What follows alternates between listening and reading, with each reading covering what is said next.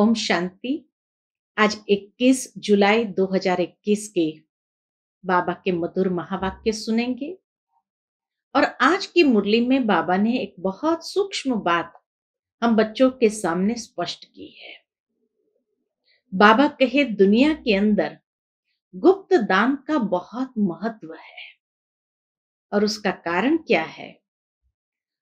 तो भोलेनाथ शिव बाबा जब इस संसार में अवतरित होते हैं तो गुप्त रीति से हम बच्चों की बुद्धि रूपी झोली को अविनाशी ज्ञान रत्नों से भरते हैं, जिसको कोई नहीं जानता। साथ ही साथ बाबा कहे तुम बच्चे भी ये अविनाशी ज्ञान रत्न को गुप्त रीति से दान करते हो और विश्व की राजधानी स्थापन करते हो। साथ साथ बाबा कहे कि शिव बाबा हम बच्चों को गुप्त रीति से विश्व की राजाई देते हैं। तो इसीलिए दुनिया में भी गुप्त दान का विशेष महत्व है। इसीलिए भक्त आत्माएं भी शिव बाबा के मंदिर में जाकर के यही गाते हैं कि भर दो झोली भोलेनाथ, भर दो झोली। कौन सी झोली भरने की बात है वो तो जानते नहीं, किस चीज से झोली भरनी है ये भी नहीं जानते, लेकिन गायन जरूर करते हैं। तो सुनते हैं बाबा के मधुर महावाक्य। ओम शांति। मीठे बच्चे, बाप आए हैं तुम बच्चों की अविनाशी ज्ञान रत्नों से झोली भरने। यह एक एक ज्ञान रत्न लाखों रुपए का है। प्रश्न है, गुप्त दान का इतना अधिक महत्व क्यों है? उत्तर, क्योंकि बाप तुम्हें अभी गुप्त ज्ञान रत्नों का दान देते हैं। इसे दुनिया नहीं जानती। फिर तुम बच्चे इन ज्ञान रत्नों का दान करने से विश्व की राजाई ले लेते हो। यह भी गुप्त है। न कोई लड़ाई, न कोई बारूद, न कोई खर्चा। बाबा कहे इतना गुप्त रीति से हम राजाई लेते, न कोई लड़ाई, न कोई बारूद आदि, और न कोई खर्चा। गुप्त रीति से बाप ने तुम्हें राजाई दान में दी। इसलिए गुप्त दान का बहुत महत्व है। डबल ओम शांति। एक शिव बाबा कहते हैं, एक ब्रह्मा दादा कहते हैं। दोनों का स्वधर्म है शांति। दोनों ही शांति धाम में रहने वाले हैं। तुम बच्चे भी शांति धाम में रहने वाले हो। निराकार देश में रहने वाले आए हो साकारी देश में पाठ बजाने, क्योंकि यह ड्रामा है ना। बच्चों को ड्रामा के आदि मध्य अंत का ज्ञान बुद्धि में भरा हुआ है, ऊपर से लेकर नीचे तक। ऊंचते ऊंच भगवान, उनके साथ बच्चे। इन बातों को अच्छी रीति समझो। तुम्हारे सिवाय यह ज्ञान कोई में है नहीं। तुम पढ़ते हो, कहां पढ़ते हैं? खुदाई स्कूल में। भगवान वाच, भगवान तो एक ही है, कोई 10-20 भगवान नहीं है। जो भी सब धर्म वाले हैं, उनकी जो भी आत्माएं हैं, सबका एक ही बाप है। फिर बाप सृष्टि रचते हैं तो कहा जाता है प्रजापिता ब्रह्मा। प्रजापिता ब्रह्मा ने सृष्टि को रचा। शिव को प्रजापिता नहीं कहेंगे। प्रजा तो जन्म मरण में आती है। आत्मा संस्कार के आधार से जन्म मरण में आती है। फिर चाहिए प्रजापिता ब्रह्मा। गाया हुआ है, परम पिता परमात्मा प्रजापिता ब्रह्मा द्वारा रचना रचते हैं। उनको बुलाया ही जाता है, पतित पावन आओ। जब दुनिया पतित बनती है और उनका अंत होता है, तभी बाप आते हैं पतित से पावन बनाने। अब तुम जान गए हो, बाप आते भी एक बार है और कब आते ही नहीं है। हाँ? बाबा कहे बाबा आते ही एक बार है और कब आते ही नहीं। अभी तुमको सारी नॉलेज मिली है, कब आते हैं कब नहीं आते हैं। जो युगे युगे कहा तो हर युग में तो नहीं आते, सिर्फ कल्प के संगम युग आते हैं। तुम ड्रामा के एक्टर्स हो ना, ड्रामा के एक्टर्स को सबकी एक्ट का जरूर पता होना चाहिए कि क्या क्या पार्ट है। वह होता है छोटा हद का पार्ट, यानी छोटा हद का ड्रामा। उनका तो सबको पता पड़ जाता है, तुम भी देख कर आते हो। चाहो तो लिख भी सकते हो, याद कर सकते हो। छोटा सा ड्रामा होगा, उसको लिख भी सकते हो और बाबा कहे याद कर सकते हो। छोटा सा होता है, यह तो बहुत बड़ा बेहद का ड्रामा है, जिसको तुम सतयुग से लेकर कलयुग अंत तक जानते हो। अभी तुम बच्चे जानते हो, हमको बेहद के बाप से बेहद का वर्षा मिलता है, फिर हद के बाप से हद का वर्षा, हद की प्रॉपर्टी मिलती है।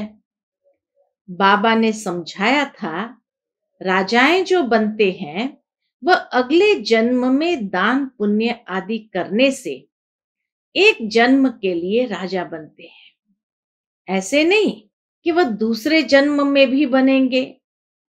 तुम जो सतयुग में राजाएं महाराजाएं थे, ऐसे मत समझो कि तुम्हारी राजाई कोई गुम हो जाती है। फिर जब भक्ति मार्ग होता है, तब भी वह जास्ती दान पुण्य करते हैं। सतयुगी राजाएं जो है वो तो पुरुषार्थ से बनते हैं, प्रारब्ध के रूप में उस राजाई को प्राप्त करते हैं। परंतु द्वापर से जब आते हैं तो बाबा कहे दान पुण्य के आधार पर राजाएं प्राप्त होती है। तो वही सतयुगी देवी देवताएं द्वापर में भी बहुत अच्छी तरह से दान पुण्य करते हैं, तो वह भी राजाई में जाते हैं। परंतु वह फिर हो जाते हैं विकारी राजाएं। तुम ही जो पूज्य थे सो फिर पुजारी बने हो। वह होता है अल्पकाल का सुख, दुख तो सिर्फ अभी होता है। इसीलिए बाबा हमेशा कहते 3 हिस्सा सुख है, 1 हिस्सा दुख है, क्योंकि संस्कार हमारे दान पुण्य के। तो इसलिए द्वापर में भी जब आते हैं तो दान पुण्य अच्छी तरह से करते हैं। अभी तमो प्रधान में भी तुमको सुख है, कोई लड़ाई झगड़े की बात नहीं। यह तो बाद में होता है, जब लाखों की अंदाज में हो जाते हैं, तब लड़ाई आदि शुरू हो जाती है। तुम बच्चों को तो सतयुग त्रेता द्वापर में भी सुख है। जब तमो प्रधान शुरू होता है, तब थोड़ा दुख होता है। अब तो है ही तमो प्रधान। बाप समझाते हैं, यह है ही तमो प्रधान दुनिया।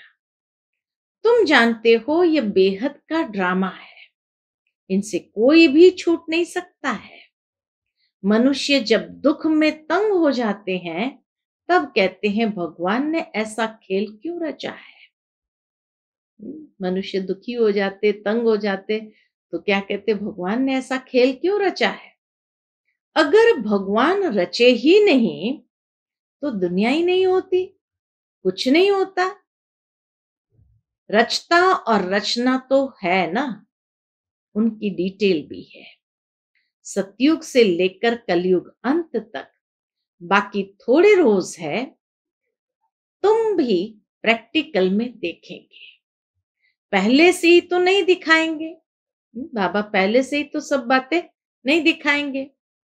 5000 वर्ष का बाकी थोड़ा चक्र है, यह अभी थोड़ी दिखा देंगे।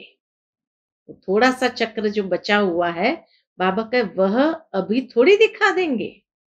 जब होगा तब उनको भी साक्षी हो देखेंगे। जो होना होता है वह कल्प पहले मुआफिक होगा। बाबा जानते तो सब कुछ है, ड्रामा के आदि मध्यंत को जानते हैं, लेकिन बाबा पहले से नहीं दिखाएंगे। यह तो देखते ही हो तैयारियां हो रही है। विनाश तो होगा जरूर, सबकी तैयारी हो रही है। वह ड्रामा में पहले से ही नूंद है। विनाश जरूर होगा। अब तुम बच्चों को बाप समझाते हैं, तुम्हारी आत्मा जो तमो प्रधान बनी है, उनको भी यहां सतो प्रधान बनाना है। यह तुम अभी समझते हो। बाप गुप्त आते हैं, गुप्त ही तुमको ज्ञान दे रहे हैं। दुनिया में कोई नहीं जानते। गुप्त रीति तुम विश्व का राज्य लेते हो। कोई भी आवाज नहीं, बिल्कुल ही गुप्त दान कहा जाता है ना। बाप आकर बच्चों को अविनाशी ज्ञान रत्नों का गुप्त दान देते हैं। बाप भी कितना गुप्त है, कोई नहीं जानते हैं। यह सब कहां जाते हैं, ब्रह्मा कुमार कुमारियां क्या करते हैं, कुछ समझते नहीं। तुम बच्चे जानते हो बाबा कितना गुप्त है। तुम बच्चों को गुप्त विश्व का मालिक बनाते हैं। न कोई लड़ाई, न कोई बारूद, न कोई खर्चा। यहां तो एक छोटा गांव लेने में ही कितने झगड़े, मारा मारी चल पड़ती है। तो बाप आकर गुप्त दान देते हैं।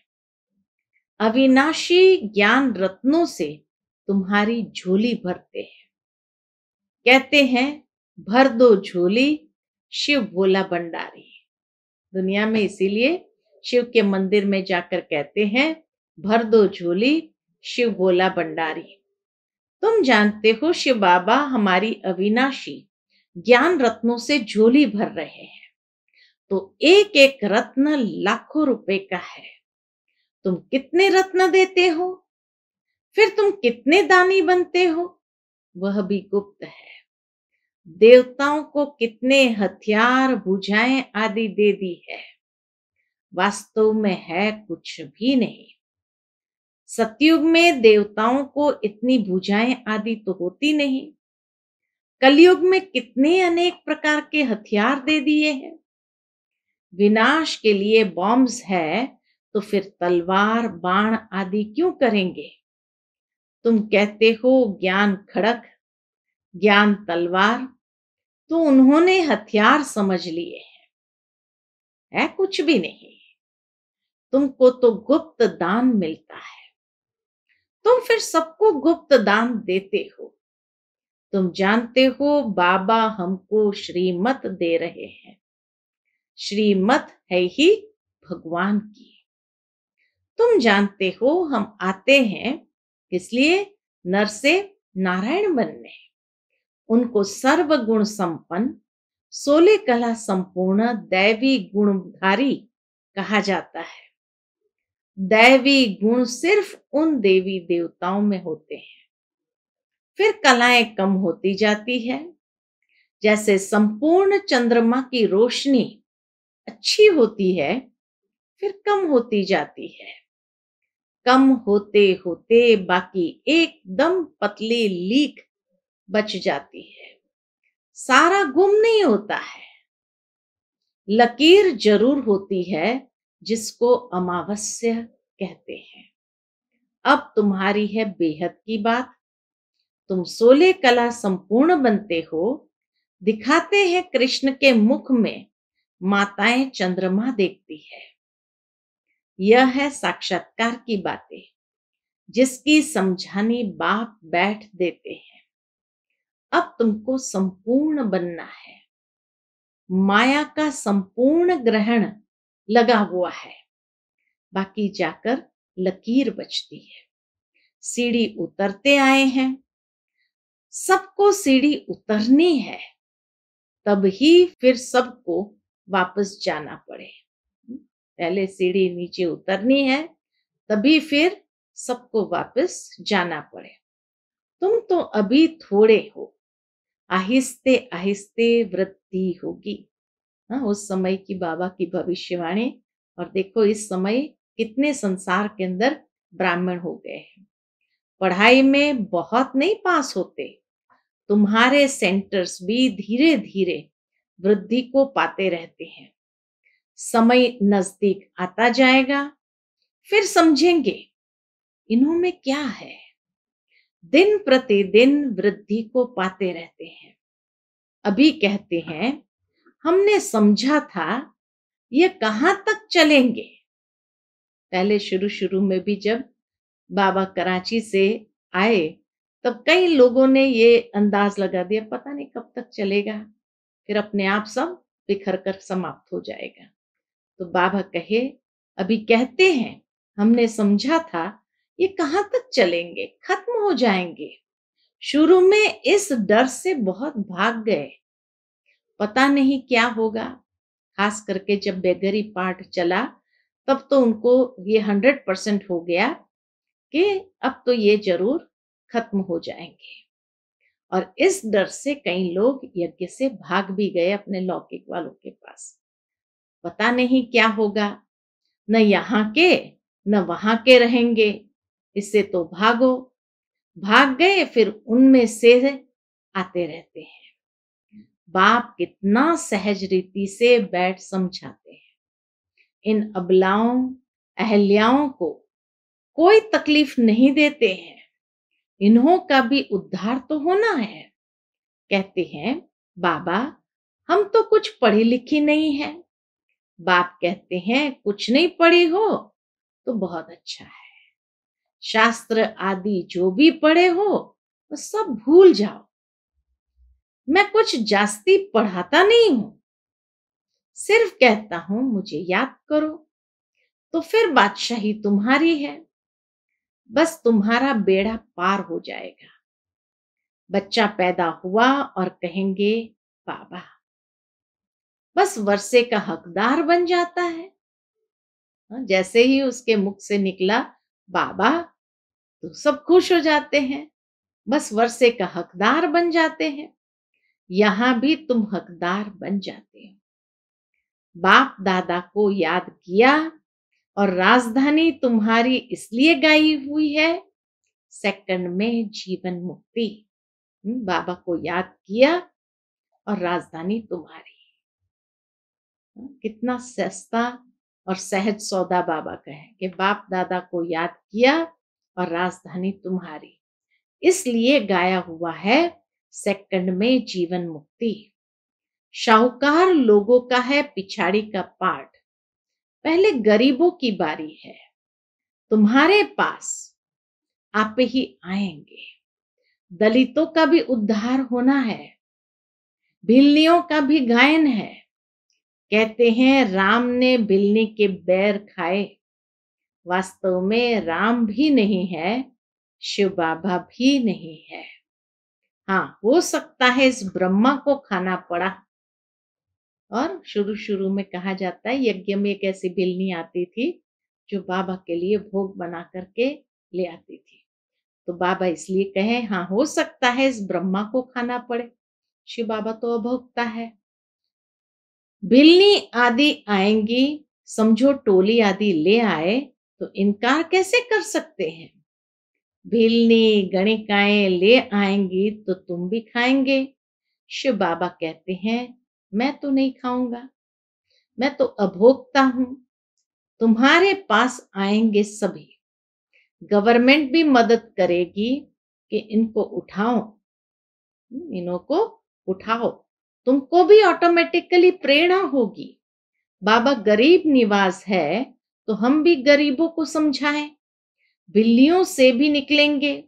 इतना बड़ा झाड़ है, इसमें एक भी देवी देवता धर्म का नहीं रहा और सब धर्मों में कन्वर्ट हो गए हैं। अब बाप कहते हैं जो भक्ति करने वाले हैं उनको समझाओ। तुम देख रहे हो सैपलिंग कैसे लगता है, ब्राह्मण कैसे बनते हैं। जो सूर्यवंशी चंद्रवंशी देवता बनते होंगे वही आते जाएंगे। एक बार भी सुना तो स्वर्ग में जरूर आएंगे। बाबा ने काशी कलवट का भी मिसाल सुनाया है। शिव पर जाकर बलि चढ़ते हैं। दुनिया में काशी कलवट का भी बहुत महत्व दिखाते, शिव पर जाकर बलि चढ़ते थे। उनको भी कुछ तो मिलना चाहिए, बलि चढ़ते हैं तो कुछ तो मिलना चाहिए। तुम भी बलि चढ़ते हो, पुरुषार्थ करते हो राजाई के लिए। भक्ति मार्ग में राजाई तो होती नहीं, वापस कोई भी जा नहीं सकता। तो क्या होता है? भक्ति मार्ग में कोई राजाई नहीं होती, वापस कोई भी जा नहीं सकते, तो क्या होता है? उनके जो पाप किए हुए हैं उनकी सजा भोग चुकत कर देते हैं। तो काशी कलवट में बाबा कहे उनकी सजा भोग चुकत कर देते हैं। फिर नए सिर जन्म होता है, नए सिर पाप शुरू होता है। बाकी रहना तो सबको यहाँ ही है। नंबर 1 में तुम ही हो, तुम ही 84 जन्म भोगते हो। सबको सतो रजो तमो में आना होता है। बाप कहते इस समय सारी मनुष्य सृष्टि का झाड़ जड़ जड़ीभूत हो गया है। मनुष्य तो बिल्कुल घोर अंधियारे में है। मनुष्य तो बिल्कुल घोर अंधियारे में कुंभकर्ण की नींद में सोए हुए हैं।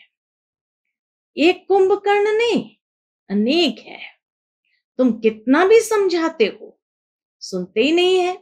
जिनका पाठ है वह पुरुषार्थ करते हैं। बाबा के इतना सुनाते हैं लेकिन कोई जगता नहीं।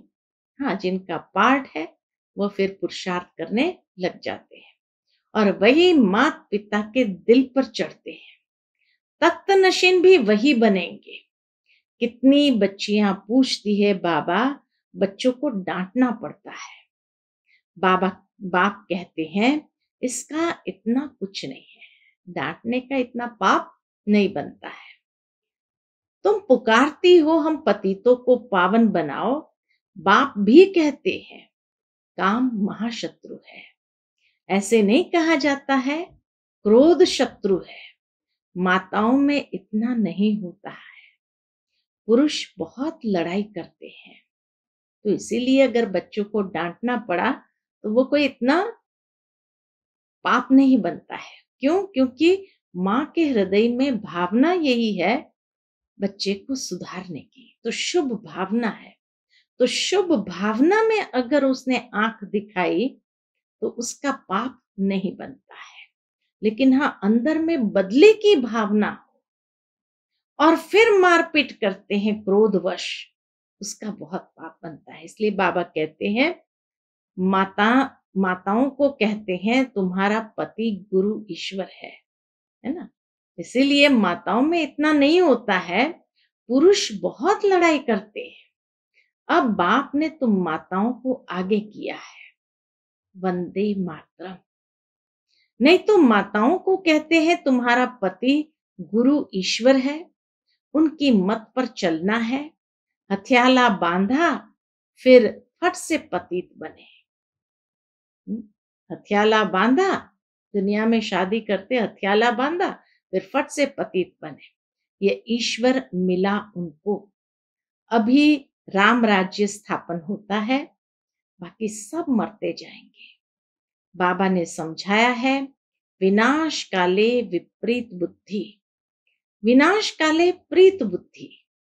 तुम्हारी परमपिता परमात्मा से प्रीत बुद्धि है। तुम्हारी आत्मा जानती है शिव बाबा इनमें आते हैं, इन द्वारा हम सुन रहे हैं। इतनी छोटी बिंदु है। शिव बाबा का ये टेम्पररी रथ है। इनके द्वारा ये रुद्र ज्ञान यज्ञ रचा है। जो बढ़ता ही जाएगा। बच्चों की बूंद बूंद से तालाब भरता रहता है, एक एक बूंद से तालाब भरता रहता है। बच्चे अपना सफल करते रहते हैं क्योंकि जानते हैं यह तो सब कुछ मिट्टी में मिल जाना है, कुछ भी रहना नहीं है। इतना तो सफल हो जाए। सुदामा का भी मिसाल है ना। बच्चियां बाबा के पास चावल मुट्ठी व 6-8 रुपया भेज देती है। वाह बच्ची। बाबा कहते वाह बच्ची, चावल मुट्ठी या 6-8 रुपया भेज देती है तो बाबा क्या कहते, वाह बच्ची, बाप तो गरीब निवाज है ना, ये सब ड्रामा में नूंद है, फिर भी होगा, बांधेलियां है। बाबा कहते हैं भाग्यशाली हो, शिव बाबा का हाथ तो मिला ना, बांधेलियां है लेकिन फिर भी भाग्यशाली हो, शिव बाबा का हाथ तो मिला ना। एक दिन आएगा सब आर्य समाजी आदि भी आएंगे, जाएंगे कहाँ। मुक्ति जीवन मुक्ति की हट्टी तो एक ही है, सजाए खाकर सबको मुक्ति में जाना है। यह है कयामत का समय, सब वापस जाएंगे। यह है साजन की बारात। कैसे बारात जाएगी वह भी साक्षात्कार होगा, तुम्हारे सिवाय और कोई देख न सके।